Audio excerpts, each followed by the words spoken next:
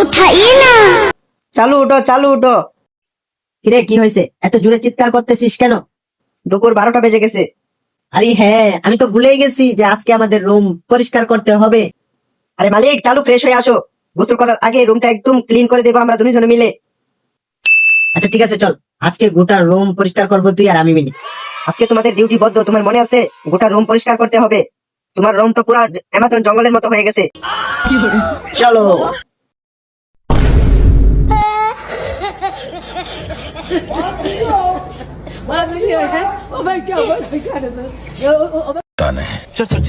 Guys, আজকে হবে খেলা।